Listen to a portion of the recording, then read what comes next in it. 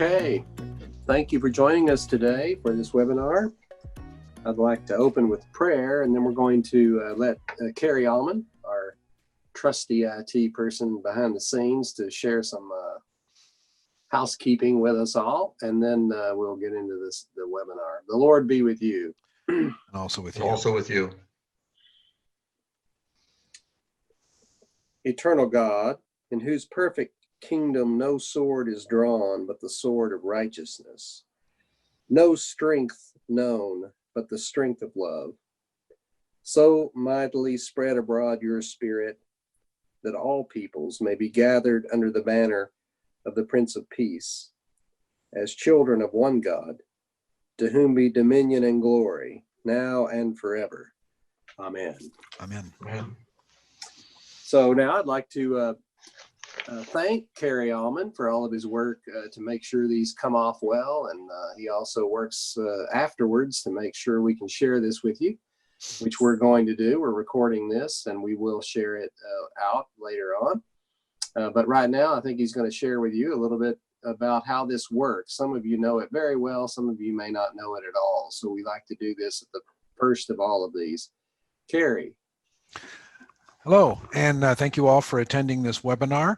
For those of you who this may be your first webinar, but you've had experience in doing Zoom meetings, the first thing you'll notice is that your image and your microphone is not on the screen. The webinars are set up so that only the panelists are seen and heard. The attendees are basically the people sitting in the lecture hall watching the person give the presentation. So that is why you do not see yourself where you would if you were in a Zoom meeting. To contact or to interact with Mark or any of the other panelists, you'll notice down on the toolbar at the bottom of your Zoom window, if you're on a PC, or at the top of the window if you're on an Apple device, you will see a thing that says Q&A. So that is where you would type in questions for one of the panelists, and they will be monitored, and then they will answer it in the course of the webinar. If you have a technical question dealing with your connectivity to Zoom or something that doesn't really have anything to do with the topic at hand, use the chat button, which is two icons over to the right from the Q&A, and you can actually direct that to the panelists, or you can direct that to me, and then we can have a chat back and forth to resolve whatever issue that might be. And that is pretty much it. We are recording this, and we will clean this up, and we will have it posted at a later date, sometime probably the end of this week or early next week. And so I will turn it now back to Bishop. Thank you, Carrie, very much. So I want to introduce Marc Rieke from the Enrichment Group. Many of you know him because he has helped us in this diocese extensively with capital campaigns and stewardship. If you know him, you know that he's a man steeped in scripture and our practice of Christianity, and comes at this from a perspective of stewardship. And he has just been immensely helpful to this diocese and to me. And we are so thankful for him giving of his time today to offer this webinar. So help me welcome Marc Rieke. I know you're all applauding out there, and he can hear all that and see all that. Marc, it's all yours. Thank you. Thank you so much, Bishop. I appreciate that. And I'm imagining applause and not you throwing things. That's the first thing. So thank you. Thank you so much for the time together. Thanks for the invitation to share some thoughts with you today. I appreciate that. We're in the midst of a difficult time, and perhaps like me, you were watching portions of the memorial service for George Floyd. Many things are likely weighing heavily on your hearts and minds, as they should be. And I'm so appreciative that you would carve out time today to spend some time focused around this topic of stewardship. My thanks again to the bishop and to the diocese for offering me the opportunity to come alongside you in partnership during this time. I appreciate that.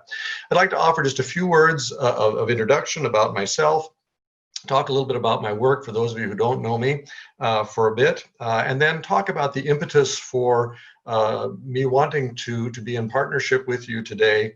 And then we'll get into some of the content, and I'll have some slides to share with you. And I believe those slides will be made available to you as well if they're helpful to you. So first of all, just a quick word of introduction. My name is Marc Rieke, and my original calling professionally in life was as a public educator, public school educator, and then school administrator. In 2000, I was invited to come alongside folks who were doing this kind of work in terms of stewardship and capital fund development consultation in the church. I did program development with them in my off time for a few months and got very interested in what they were doing. Ultimately, I chose to leave public education and serve in this way. So for the past 20 years, this has been my exclusive calling to serve in the church in areas of stewardship education and capital fund development. Over the course of those years, I've served now more than 100 congregations in one form or another of stewardship effort, primarily capital fund campaigns. The usual calls that I get are to assist with organizing capital campaigns around new building, building renovation, or debt retirement projects. A good bit of my work has been within the Diocese of Olympia, and I'm very thankful for that partnership. So many of you I know me or have heard of me, and that partnership has been really a blessing to me over the years. So again, thank you for letting me in just a bit today. I am local to you. My husband and I have our home in Fircrest, just outside Tacoma, and so the bulk of my work, of course, has been in the greater Puget Sound area and western states. In terms of my work themes, as I think back on the last 20 years, there are two things that I think I do with congregations, hopefully fairly well. And I'll offer this in terms of introduction, but also in terms of somewhat of a disclaimer, if you will. First of all, my work is not necessarily to propose and come up with congregations about revolutionary new ideas, but rather is to help congregations organize, focus, and reframe their needs and their considerations around stewardship in ways that are purposeful and productive, as well as constructive and healthy for the congregation. So with that said, I don't suggest today or at any time in my work that I will offer to you something that is amazingly new. Likely, a lot of what I will share with you is stuff that you already know or that you have known at some point, but it may have sort of fallen out of your memory. And so a part of my intent today is to lift up those kinds of frameworks, strategies, and structures that are best practices, that are helpful, that are constructive and healthy for congregations to think about around stewardship. The other theme in my work is to be an encourager, one who can help organize, strategize, and cheerlead people through a process. I find the blessing in my work to be that I get to come alongside congregations at a time when they are ready for that kind of voice in their midst and be that partner with them. But I understand my work not to be about me or what I bring, but rather about bringing out the best in those congregations. And so again, in that vein today, my intent of being with you is to share some thoughts to encourage you and to help you organize and focus during this time. And I'll say now and again at the end of the webinar, if I can be of assistance to you in terms of extending the conversation from today in ways that are particular to your parish, or if I can extend the conversation perhaps into group meetings with your vestry or your stewardship team, I'm more than happy to do that. Over the last month and a half, I've had such conversations with at least a half dozen or more parishes within the diocese already. So if that's helpful to you, I'll include my contact information at the end, and feel free to follow up if there's a word or something that I can do to be helpful to you. In terms of impetus for me reaching out to the bishop and for wanting to sort of offer my thoughts and my assistance during this time, it really came about from the time when we were in the midst of Lent. My husband and I, during the season of Lent, were engaged in a gospel study of the Gospel of St. John. And just as things closed down in mid-March, I thought to myself, we're in the midst of this study, and I need another word. I need another way to think about what's happening right now. And so I skipped ahead to John chapter 20, and I read again the verses that speak of the day right after the resurrection.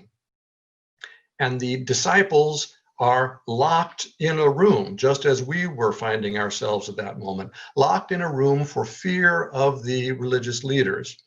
And it felt like that for us at that point. We were locked in out of anxiety and out of fear. And yet Christ came and was present with them. Christ gave to them peace, but Christ also gave a calling. He said, as the Father has sent me, so I send you. And that was so helpful for me to think about, that even in the midst of a very difficult time, an anxiety-producing time, God's presence was there and the calling was still there. So it was in that vein that I reached out to say, I think even in this time, when things look very, very different, there is still work to be done, and there's still a role that perhaps I can play in terms of being a support. What I'd like to do is share with you some of those thoughts, and I've got some organizing pieces in here, and we'll cover a variety of themes. And then at the end, as I say, we'll take Q&A and also offer contact information if you'd like follow-up beyond today. In terms of our time, I understand that we're together roughly for the next hour, hour and 15 minutes. Happy to stay online as long as you'd like, though.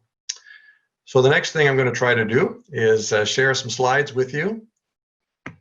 So I've chosen as a title for you today, Setting the Table for Generosity, and I'll talk about that in a couple of ways, but in general, what I'm suggesting is that this is a time for thinking about many things that you do in ministry, but certainly stewardship as well. So please don't imagine that just because things are looking and feeling very different these days, that this is not an important topic. In fact, of all times, it likely is a very important topic for you. To start with, I want to talk a little bit about some of the spiritual and scriptural understandings that undergird good, healthy stewardship. There are a variety of stewardship texts that one could go to understand or to gain a healthy understanding of stewardship, but I want to draw on just a couple to highlight for you, because what runs throughout them is a theme that I think really is the heart of stewardship. The first is the text from Genesis chapter 4, and that's where we hear in brief the offerings of Cain and Abel. And Cain, as you know, offers some of the fruit and produce of the field, and Abel offers the firstborn and the best of his livestock. And it's where we get the notion of first fruits giving. What's important about that is not just that God valued that firstborn best of the livestock more than the grain or the fruit of the field, but rather the faithfulness that was involved in Abel's gift of the first and the best. I'm not into animal husbandry necessarily, but my understanding is that the first and the best would be your best breeding stock. And so offering that was a way of saying, I know there will be more, and I know that God will provide. And so that sense of first fruits giving, offering first and best, suggests a bit of the relationship and the understanding of the relationship that God was keeping with Abel. In Luke 21, we read the story of what's commonly known as the widow's mite. And that frequently gets lifted up in stewardship times and in stewardship studies. And oftentimes the focus is around what's perceived to be the sacrifice of the widow. As you know, she put in 2 very small copper coins, which are in contrast to the gifts of the wealthy, which were made freely and relatively easily. And Christ commends the gift of the widow, saying that she put in more than everyone else because she in her poverty put in everything she had to live on. Now here again, one of the things that I ponder with this story is why didn't she just put in 1 coin and save the other? If in fact that was all she had to live on, she could have made an offering and still saved something for herself, right? Instead, she chose to put in both, not because it was a sacrificial gift so much as because it spoke, again, the trust in the relationship that God kept with her.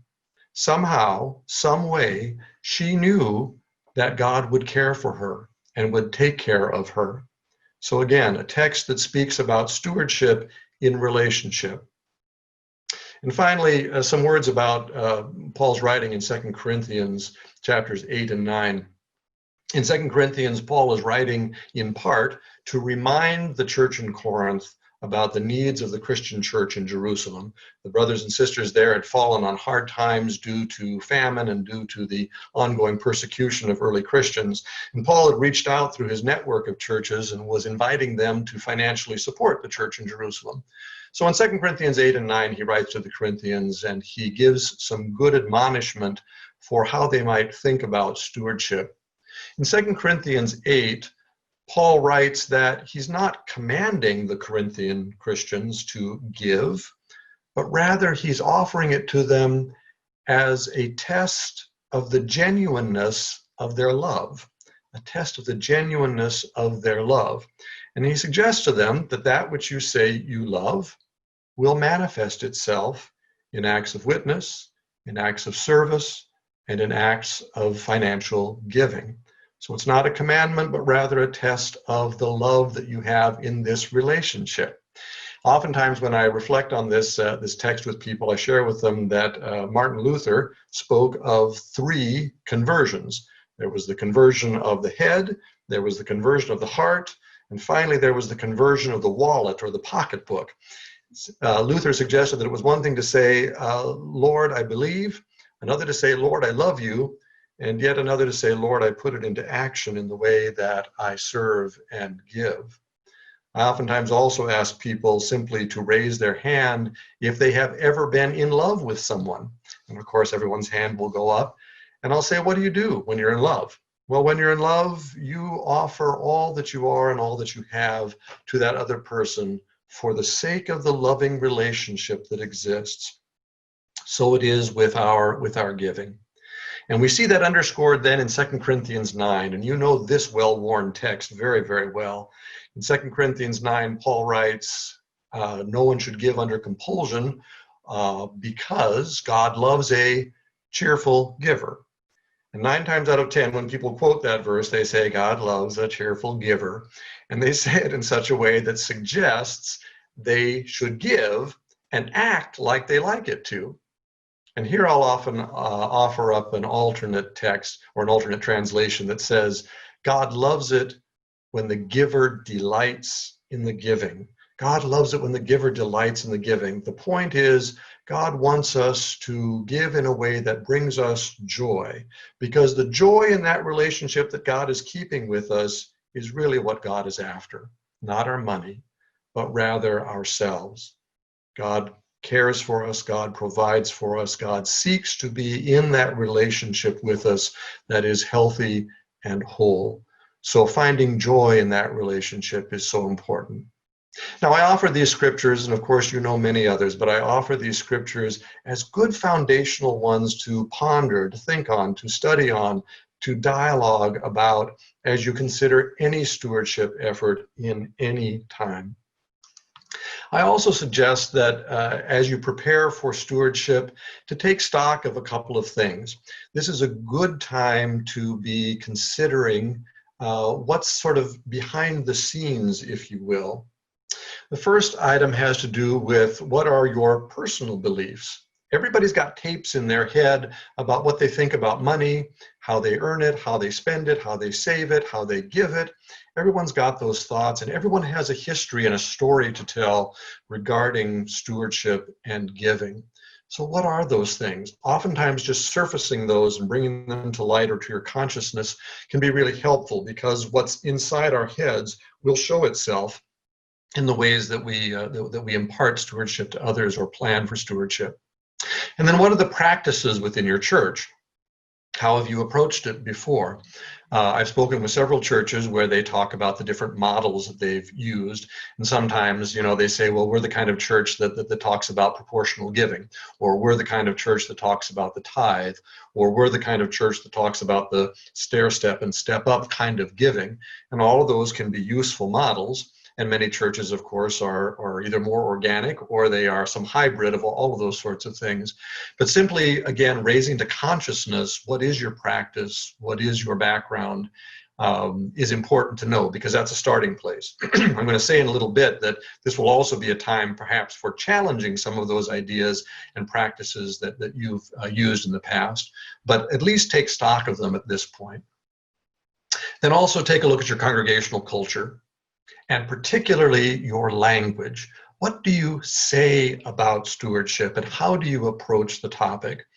There are congregations that do a variety. There are congregations do a variety of things. Some of them will speak simply of dollars and cents. Some of them will lean into budgets quite a bit. Some of them will speak more about story of ministry. The warning place for me with congregations when I'm interacting with them is if I hear a lot of language that suggests, well, we have to do this stewardship thing. Well, it's the annual ask-a-thon or beg-a-thon. That sort of thing. And even though they may say it in jest, it actually does undermine the culture of stewardship within the congregation. Also, if they approach stewardship from a standpoint of deficit rather than abundance, that's a warning sign for me. So be careful about what you say and how you approach it, even if it's in jest, because those things do filter in and do color your planning for stewardship efforts.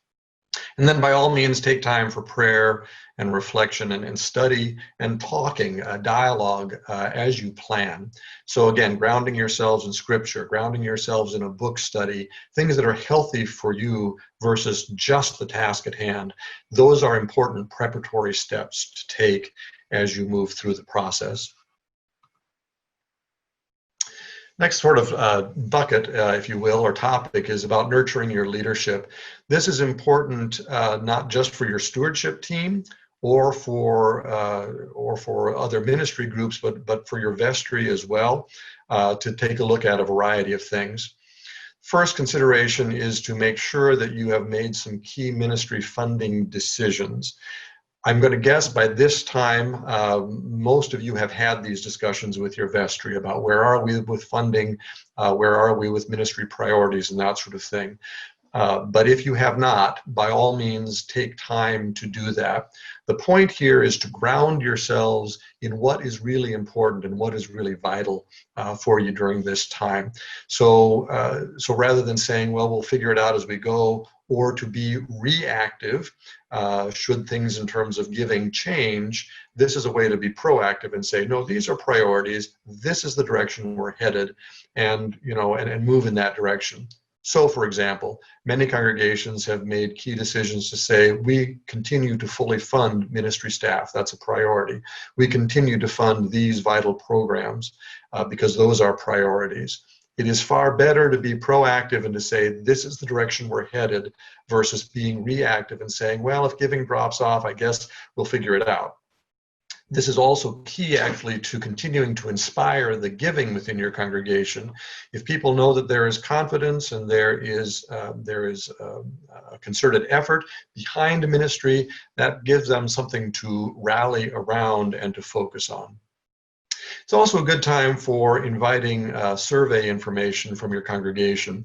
I know many of you have reached out and have done surveys at least on the topic of stewardship, and that's fine. My suggestion to you would be to do surveys that are bigger than just stewardship. The reason for that is that one of the complaints that members oftentimes have is that the church really only reaches out to me when they're interested in my money. And so while funding is important for the sake of ministry, it's also important to include people in the bigger scope of ministry. So talking about things that they're looking forward to coming back to, or ideas about how you might be able to accomplish worship when the time comes to be able to be open enough to accommodate that, to invite comments about how you're doing virtual worship and online services, as well as where people are with their pledging and their giving and their notions around that. That's a more well-rounded piece. Or to offer a series of brief surveys that people can do online on a variety of topics. My encouragement, though, is don't just focus on surveying for the sake of knowing what your funding stream is going to be. Survey on a variety of topics that continue to engage people in the ongoing ministry life of the church. And then look at your strategies for connecting. Presumably, many folks in your parishes do have the capacity to do as we are doing here, and to either connect with you virtually through Facebook or through some other platform for the sake of worship, and perhaps for Bible study or for small group meeting, or for small groups or social hours and that sort of thing. But not everybody will. And again, depending on your demographic, it's important to know sort of who's who.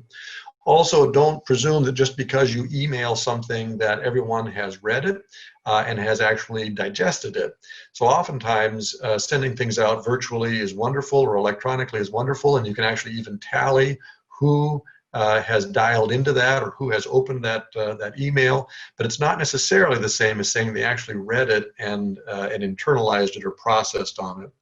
So think about the variety of strategies that you have for connecting in terms of, texting, Facebook, other social media platforms, your virtual worship, your other virtual small groups and studies. Think about all of those things, as well as those people who don't necessarily have access to other forms of technology. Here, I often think about my mother. My mother is 88 years old and in a nearby retirement community. She is still quite able and capable, but she is dearly missing church.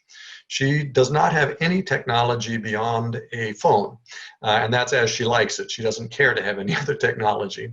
She does occasionally worship with a friend who can stream worship from her church online, but her own church she does not see. And so the alternate for her has been to set up regular phone touch bases with members of her church so that she gets that contact, as well as to continue to get physically mailed pieces of information so that she can stay in touch. So think about those sorts of things as you plan forward. I'll also suggest to you that even when the time comes for reopening and opening things up, there's still going to be a big place for virtual connection. And this will lead you into then thinking about models for worship and for doing small groups and that sort of thing. So will you consider more services to be able to spread people out into smaller pieces? Will you assign people into services? All those sorts of things. And then will you be able to enhance what you do for small groups? If you don't already have a small group network, now is as good a time as any to actually create that kind of structure for you. Also take this as a time to learn what you can from your virtual presence. So for example, if you're on a platform that allows you to see participants, pay attention to where participants are over the course of time. So let's say that you have a 45-minute worship that you're offering online. Take a look at where the propensity of people fall in that. I note that for my own home congregation, and what I see is that people pretty much chronically dial in about 10 minutes late, and they leave about 5 to 7 minutes early. So it's in the middle of that's sort of the sweet spot that has the variety, that has the greatest propensity of people.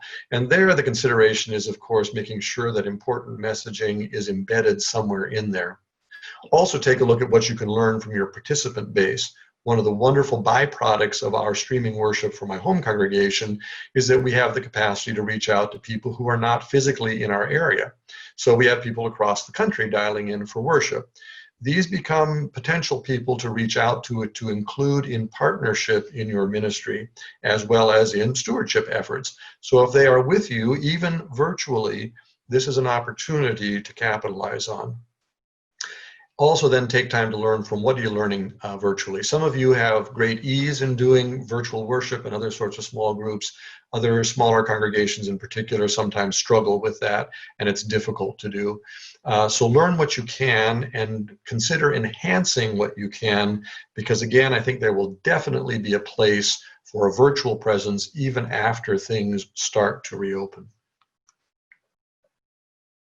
Next topic here really has to do with strengthening connection and care, the ways that we care for one another, the way that we connect with each other during this particular pandemic time.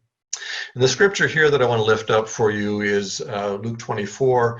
It's the story of the journeyers on the road to Emmaus. And you know that story that the people are journeying, Christ comes alongside them, but they do not recognize Christ. They share a meal together, And it's after Christ departs that they really have the aha. They recognize Christ, and then Christ is gone from them. But the verse I love is when they say, "Didn't our hearts burn within us when we heard him speak and when he was with us?" And so the point of the text for me in a lot of ways is this backward glance at that time with Christ that was. And so I suggest maybe in a similar vein that this time that we're currently in, this pandemic time, we have the opportunity to think about how do we want to remember this time? Do we simply want to hunker down and get through it and then forget about it? Or do we want to learn from it? And is there something that we can bring from this that's really going to be healthy for us? So in that vein, a couple of thoughts here. It's so important during this time to signal to people that ministry is alive and well. So regular messaging to your members about what's happening in ministry, what's exciting, what are we doing, how are we active. We're not just on pause, we're not just in hibernation, but rather things are happening. And I know that's true for each of you. So for example, if you continue to do outreach and service, speak of those things. If you continue to plan for new staff at some point in the future, continue to talk about those things. If you have new programmatic initiatives, talk about those things. So what's happening in ministry and what do people have something to look forward to? That forward thinking, that future sense is what inspires people to continue to stay engaged and to continue to give. So think in those ways. That's communicating the positive, the what we get to do, what we're looking forward to. That's really crucial in this time. And then invite people to speak into that. Invite people, because it's not just a one-way street. It's not just you telling folks in your congregation, this is what we're doing, here we go, that sort of thing. It's also connecting and using that loop back. One of the things that I've been so struck with is that the use of a term that I don't think we even knew prior to a few months ago, and that's social distancing. Social distancing, an important practice. The problem is that the emphasis becomes on distance away from one another versus connection with each other. And so thinking of ways that both message, language, and model for people that connection. So it's inviting them into questions like, what are you missing right now? Where do you see God present in your life? What are you praying for? What's on your heart? What's causing you anxiety? And then what brings you joy? One of the practices that my husband and I adopted actually during Lent, and it serves us well now, particularly in this sort of lockdown time, is to take a little journal pad, and every night after dinner, we take a moment and we jot a couple of notes in that journal pad. One of the notes will be something that is on our hearts or on our minds that we're praying about or that's causing us anxiety or stress. And the other is something that brought us joy. Something simple, something silly perhaps, but something that brought us joy in the day. My hope is that at some point we can look back on that and say, oh yeah, that was what was happening for us during that time. But just that exercise leads to good dialogue. So inviting these things from people, inviting responses from folks, and then again, giving it back out to folks and publishing regularly. Here's what people are saying. Here's what people are talking about. Here's what your congregation is. That takes the place of what you might experience in a coffee hour or before or after worship or even in the context of worship. So again, it's creating that environment where there is connection. And then strategically, think about this time as an opportunity to really build a very purposeful network within your congregation. Some of you may already have this existing, but most congregations do not, at least not on a full-blown level. Think of this like a prayer chain, perhaps, or a care ministry. And the way it works is very simple, and that's that you have a handful of people who reach out to another group of people, each of them, who in turn reach out to another group of people, and you can include as many levels as you like in this. But the intent is to be able to essentially have a telephone tree, or a connection tree, if you will, that image that allows people to contact one another, and that takes it away from the church entity communicating to everyone and puts layers in between that. The layers do a couple of things. The layers, first of all, give purpose to the membership. I'm in charge of checking in with 4 or 5 folks, 4 or 5 households in my congregation once every week, once every 2 weeks, something like that. And so it gives purpose to the members in the church. And again, it provides that connection. So it's a much more person-to-person kind of connection. This can still be done virtually. So that can be done by text, by email, by phone, by Zoom meeting, a variety of sorts of platforms. Just taking that time to check in, though, is really valuable. This strategy will also serve you in a variety of other ministry initiatives. So you'll be able to use it, for example, when you impart the stewardship message to people. Rather than just having a message out here that goes to everyone and you hope they got it, you put layers in between that again provide purpose for people to engage, and also are the check-in to make sure, are people getting the message and what questions do they have? So you have a feedback loop involved in it. So it's a very simple strategy. It takes a little bit of time and planning, and it takes tending. You need to monitor it and make sure that people are actually following through. But this is such a valuable process. Those of you who have worked with me in capital campaigns know that this very element is really crucial and key to the successful work of a campaign. Getting people involved, giving them purpose, connecting member to member, providing information, checking in on each other, and providing a feedback loop. Those are all crucial. Next category has to do with seeing opportunity.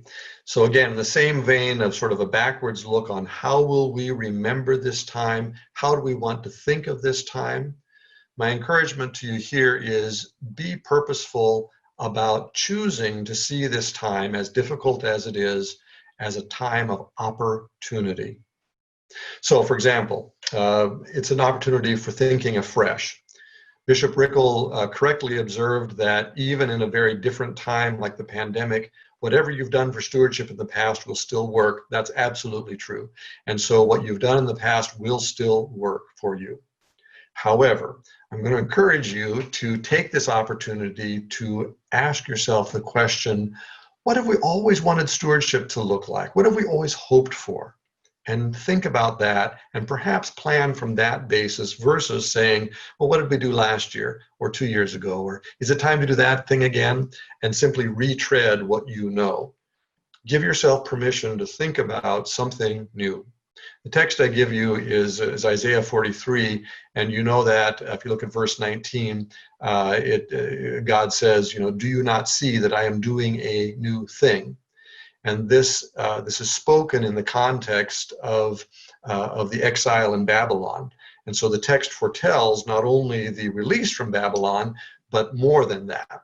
And so this new thing, even in the midst of a bad time, a difficult time, there is a new thing happening.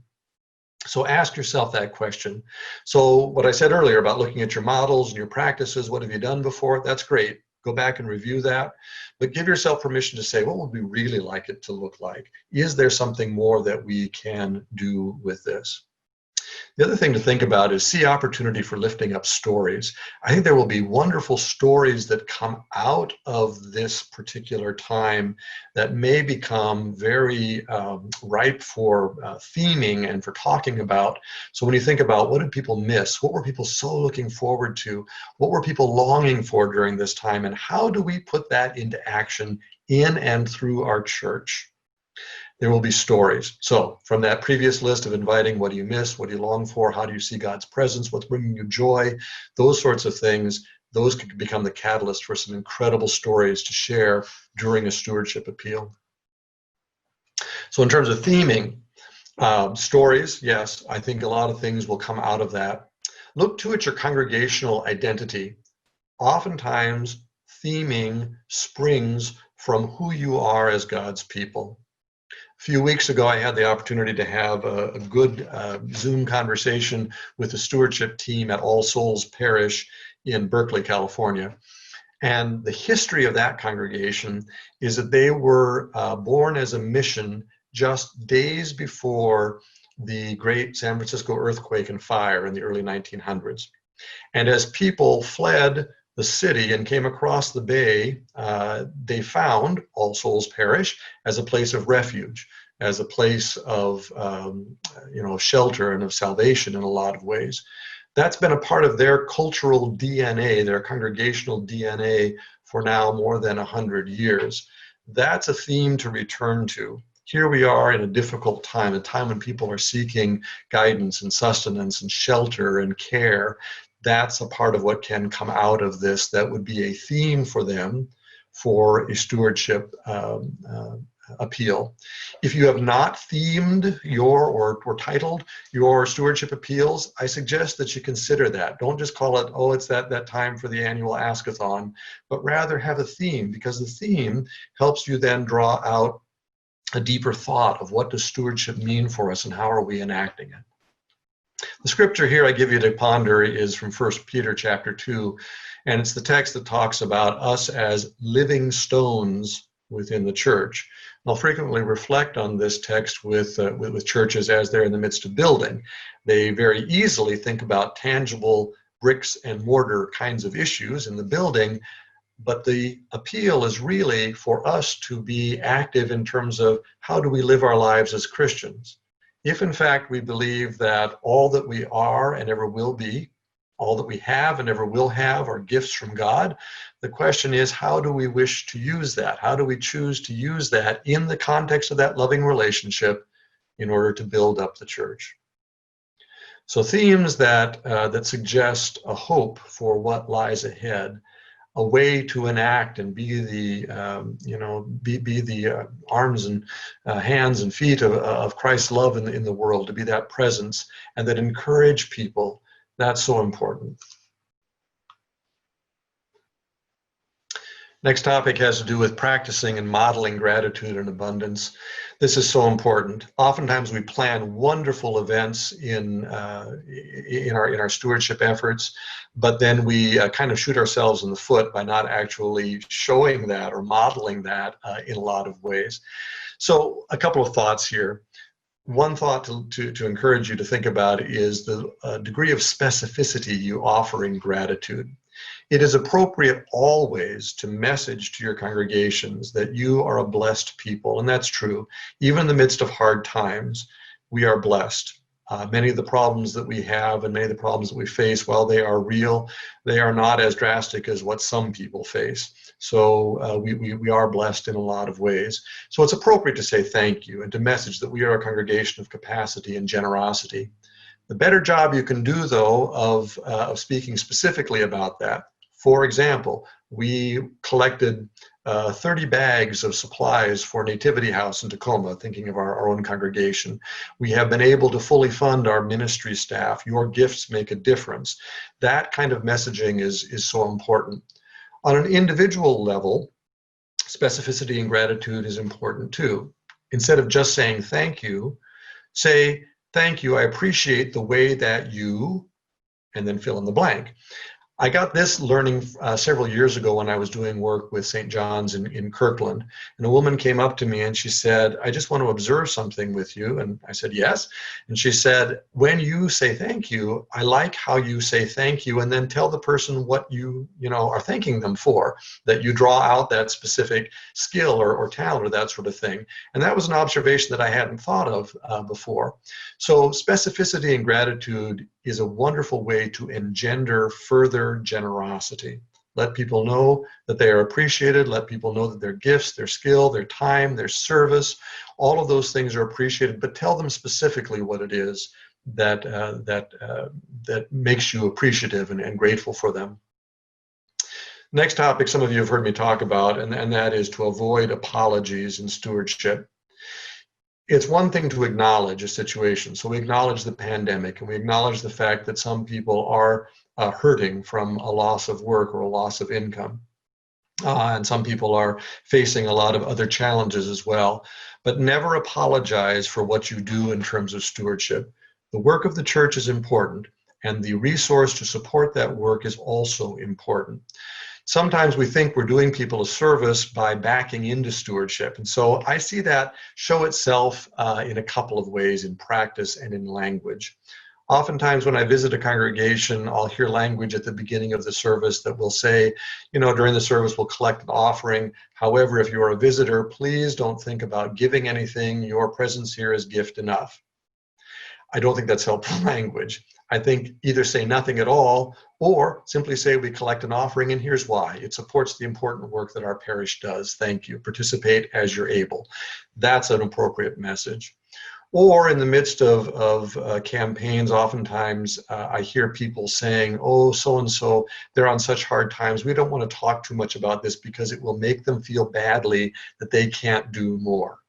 And that's apologetic language that actually demeans givers, and it undermines what you do.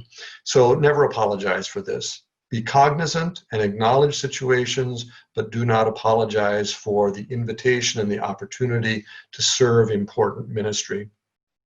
One last way in which sometimes apology shows itself is with things like annual auctions to support the annual ministry fund. Quite honestly, I'm not a fan, and many of you have heard me speak of that before. It also has the potential to undermine what you're doing in terms of your annual stewardship effort and your pledging, because essentially you're saying, you know, it doesn't matter what you pledge or what you give, we're still going to have an auction at the end because we know we're going to be short and you're going to have to pony up at that point. So to the degree that you can move away from those things, the better, the stronger, the healthier you will be. And then expand the tent. And Bishop Rieke did a wonderful job speaking of this in our last webinar. And that's to embed giving opportunities in your online presence. Make it easy for people to give. And in your virtual streaming right now, speak of this frequently. Speak of the ways in which people can still mail an old-fashioned check, can give online, can set up regular online donations, that sort of thing. That's really important. So if you're not already there, explore that opportunity, because there are many good services out there that exist to be able to have that kind of online opportunity. And increasingly people are moving in that direction. I'm still quite a fan of, at least when we're physically back together in worship, of doing something that highlights the offering. And still having the offering plate or an opportunity to speak about stewardship or offering within the context of the service. Ultimately, even if we went to completely everyone doing electronic giving, I wouldn't get rid of all of that, because that's an important thing to highlight and to celebrate as we worship. I think our offerings are an act of worship, in fact. But again, moving toward that electronic giving and the online giving is so important for folks. And then finally, a few thoughts about unfolding stewardship, meaning actually enacting it for you. First thing to think about, especially right now, is if you don't already have a team, build your team. And if you already have a team, build your team larger. This is important. One of the things that I note time and time again as I interact with congregations is that there will be one or two people who are very faithfully doing stewardship, and the rest of the congregation is so happy that they're doing it that they don't have to. The key to both getting the work done effectively and in a healthy way and having fun at doing stewardship is to have more people in the tent. So building a team, usually that looks like a couple of people who are point people for driving the effort, but then recruiting a whole host of other sorts of skills. And these don't have to be standing committee kinds of folks. They simply come in to help with a particular task. That's a great way to recruit people, to use their gifts and skills wisely, and to make the service more of a joy than an unending burden, where once I'm on the stewardship team, I never get off it for years and years and years. So for example, you may need help with people who can help craft good stories for the stewardship appeal, or you may need help with people sort of tending that network and that chain of communication, or you may need someone who helps do graphics and create video pieces or graphic pieces to display in the church. Draw on people's gifts and skills in a way that makes sense, and don't presume that one or two people are going to do the whole stewardship appeal themselves. Second thing is set your timing window, if you will, and your calendar. As silly as it sounds, calendar drives a lot of the purposefulness of what we do in ministry on any topic, let alone stewardship. So setting calendar is important, especially in these times right now. Nearly every congregation I've had contact with, someone has said, it's just so hard to keep track of time because things feel so out of balance and out of whack, and I'm not even sure what day it is. So being really purposeful about setting a calendar and starting that now. Even if you're imagining a fall cycle stewardship appeal, set things in motion now and do regular touch bases every couple of weeks, just a 30-minute Zoom meeting or something like that that allows you to be in touch and keep the ball rolling and keep things going. More contact, scheduled, frequency, those things do really drive a lot of what happens. And again, do not wait until the fall to say, well, we'll figure it out when we get there because we're not sure what it's going to look like.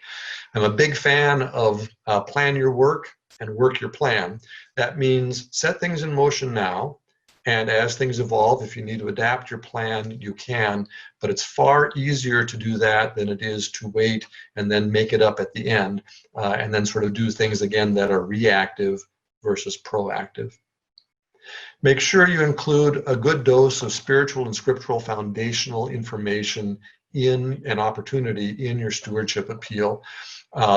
Stewardship is not the same as finance. Stewardship is not about budgets. Stewardship, honestly, is not even about dollars and cents. Again, stewardship is about relationship, the relationship that God gives us, that keeps with us, and our response to that relationship. That's the foundation of stewardship. And then whatever you plan, make sure you follow through with it. Take it every step. Don't give up along the way. Follow it through and then follow up. So let's say that you culminate in terms of a pledge or some kind of culmination piece within your stewardship appeal. There will always be a number of people that you do not hear from. That's typical. So plan to do a follow-up. And better than simply making the follow-up, a couple of folks getting on the phone and calling and say, hey, we didn't see your pledge, where is it, that sort of thing. Think about a care process that, again, actually is connecting people back to the parish, whether or not they give. Because at the end of the day, this is about far more than simply raising money for the work of resourcing ministry. This is about connecting people more deeply to the life of ministry you keep within your church. So thinking about creating care teams actually that do that follow-up versus one or two vestry members who just do sort of a phone-a-thon kind of situation can be a much healthier approach. Again, do think about virtual enhancements as you unfold things, even if things open up. As you get into the fall cycle and you're thinking about doing your stewardship appeal, likely components of this will need to be imparted virtually. So think about if you have the capacity to do some video elements or you have the capacity to share some stories online. I think that's really important. Also, use this as a strategy piece here. Think about the consideration of stratifying your invitation into stewardship based on what you know about giving patterns, meaning it may not be the same ask for all people. Some of you who have worked with me have heard me speak of this before. For some people, the ask may simply be getting into a more regular habit of giving. For some, it may be taking that step of pledging. For some who have been static for a long time, it may be looking at the step up or the increase. So the ask may be stratified and crafted to different populations within your church as well. Always be working toward year-round stewardship. Stewardship is not just a 6 weeks in October, November kind of time frame. Stewardship is daily living. Stewardship, again, is that vital relationship that God keeps with us. So to the extent possible, start to embed stewardship in terms of service, in terms of witness, in terms of giving, all of those elements throughout the year. And almost every text you can lift up that you might preach on or might hear a sermon about can have an element of stewardship and living into that relationship that God keeps with us. So think about purposefully that notion of stewardship year-round. And with that in mind, also, to the extent possible, start moving toward narrative versus line item budgets. there's a place for line item budgets, and that lives with your finance committee. The narrative, however, is the so what? So what? We raised money to do what? Tell me the story. So instead of telling people that it costs X number of dollars for copy paper in the office and X number of dollars for staff salary and that sort of thing, talk about what happens as a result of those resources being used. And so you talk about worship, and you talk about outreach, and you talk about witness, and you talk about service, and you talk about all of these elements in children and youth and faith formation that occur within your church, the vital work of ministry, and then how do these resources support those things. An easy shift to make if you're not already using narrative budgets is simply to take a line item budget and break it apart into larger sort of clump categories, and then provide some narrative that is the forward to looking at at those line items, and then ultimately, ideally, get to a point where, for the congregational sense, you really are simply telling the story. And then, yes, you have a publicly available document that looks like a line item budget should people want it. But your lead should never be the line item budget, but rather the story. Why is this important? Who are we? What do we do in God's name here? So wrap things up here, and then gladly take questions. Just a quick thought. In the last webinar, Bishop Rieke did a lovely job of lifting up Psalm 23. And I thought on that quite a bit, and I was remembering that as a kid, I always got stuck on the verse where it says, the Lord prepares a table for me in the presence of my enemies. And I always thought, what in the world does that mean? And as life has gone on, I've thought about that. And what I've realized, of course, over the years is that the Lord's table is always set. So the Lord prepares a table. Table suggests a banquet, a feast. It is abundant. That table is always set. And it's been prepared. So the understanding there is that God has prepared for us. There has been forethought, and there is care in this process. It's not that we've shown up and we're getting leftovers. This is a feast that has been prepared, and the fact that it is before us, again, suggests relationship. This is personal. This is for us, even in the midst of a difficult time, even in the presence of enemies. So think on those things as you consider what you're doing for stewardship and how you prepare for an appeal. I'll just point out that my contact information there is present. So if there's a way that I can be helpful to you by either continuing this conversation or speaking into things that I've covered here today, or answering questions that are particular to your parish, I'm happy to do that and happy to schedule time with you offline from here. But at this point, I will take some questions, and I believe, Carrie, if I simply stop sharing, I'll go back to the screen. Is that right? So there we go. So I'm back to the screen. If there are questions, please feel free to share those. I would offer to attendees, if there's any question, even one that didn't get addressed that you thought might, you can also put that in there. Here, I think we may have one. Oh, we have a thank you. Thank you, not sleeping. Thank you. That's what it says. Thank you, not sleeping. That's good. So anyone else for questions before we go? All right. We've got a lot of thank yous coming in, I think. So yeah, we have a number of thank yous coming in through the chat. It certainly would be okay to put those thank yous in the Q&A so that we can monitor them better. Yeah. I do see one question that's open here currently from Joan. Okay. Could you say more about surveys? Yeah, I think that my point in the surveys is simply to make sure that it's not just about stewardship. What I've heard from several congregations is that they are concerned about giving, and will giving drop off, or they've seen a diminishment in giving, and so they've reached out to congregants and they've asked, do you plan to fulfill your pledge, and so on and so forth, which is fine. There's nothing wrong in asking that. My suggestion, though, is make it about more than just the money. so that people know that you're not just asking about my money, but that is a part of the congregational life. So, for example, asking questions about, if we were to reopen in this kind of format, rank the different kinds of formats that we might employ. Would you be willing to take an assignment into a service if we had 3 services instead of 2, so that we could balance people out? That sort of thing. I think that's important.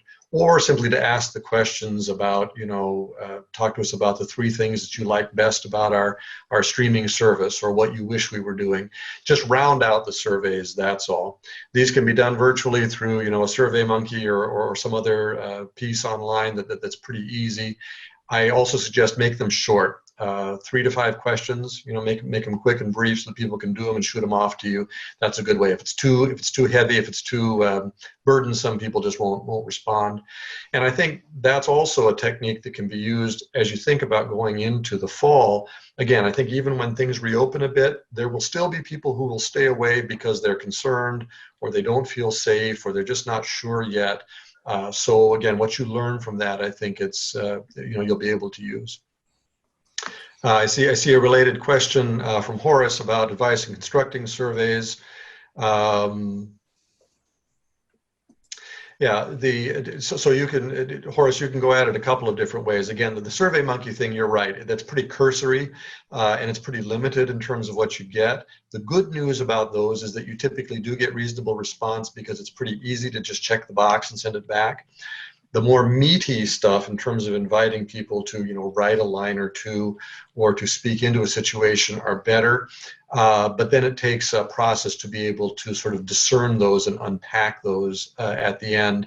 You also tend to get not quite as many people connecting with them, only because it would take more time for them to do them. And so they tend to say, oh, that would be really important for me to do, and then they don't do it. So oftentimes, just asking the open-ended question to write something that brings you joy, or write something that's an anxiety for you, or write something that you wish for, that's a better way to go at it. So it's limited, it's focused, and it only takes me writing 1 line or a couple of words in order to be able to, to complete that kind of a survey approach.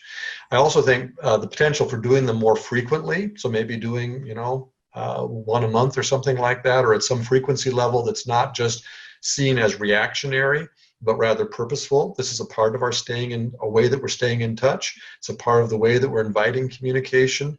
And then being sure that you've got a feedback loop. So after you invite that communication, report out the results, or at least, some pieces of the results to people, I think, so that they know that their connection made a difference. That's really important also. I see from Michael, approach to move from a budget-based campaign to a relationship-giving campaign, a cultural shot. Is that the right word? It's either a cultural shot or it's a cultural riot. I'm not sure which, but in either case, I really think shift. Thank you. There's one other possibility. Yeah, it's good. I wasn't going to go there. So a cultural shift, it is, and such an important one, and honestly, such an enlivening one, and such a joy-filled one for people to realize, because so often people believe that, that my giving life and my faith life are just 2 separate things. The 2 don't mix, and that's just so not true.